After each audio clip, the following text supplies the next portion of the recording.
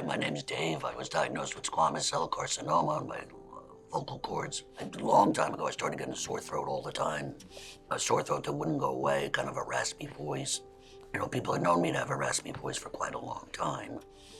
And then I went and saw an ENT. He was kind of concerned about it, and they saw something on my larynx, a spot. They did a biopsy, and it turns out it was, cancer.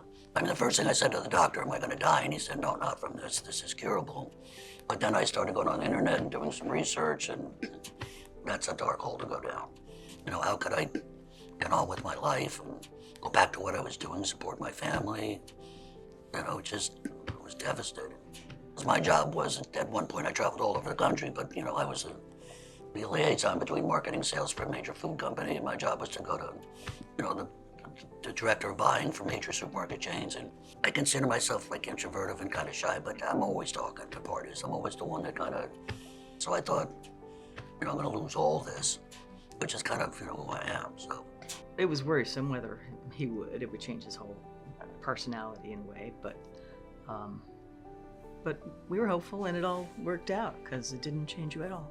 My cancer kept coming back, so I was aware that eventually at some point I probably was going to have a total laryngectomy. And I've been seeing Jackie, I really don't remember a lot of it, but I think a lot of it was speech therapy.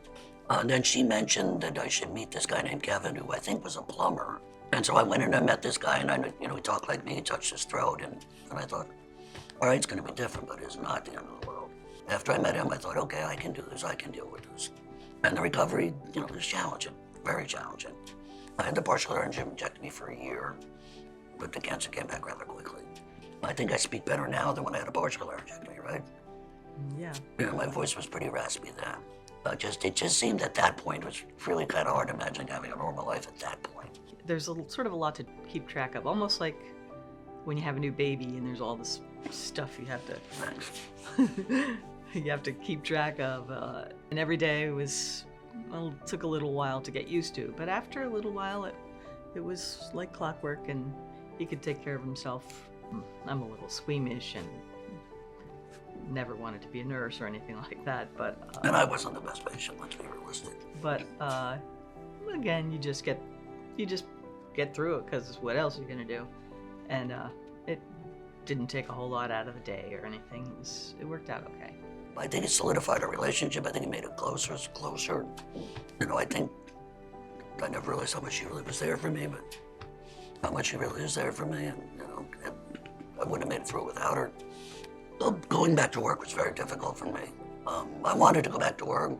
I didn't want to, I was still relatively young and I enjoyed my job. Seeing friends for the first time, going to the deli for the first time. And what I was pleasantly surprised was that a lot of people didn't even seem to notice it. Nobody seemed to care as much as I did.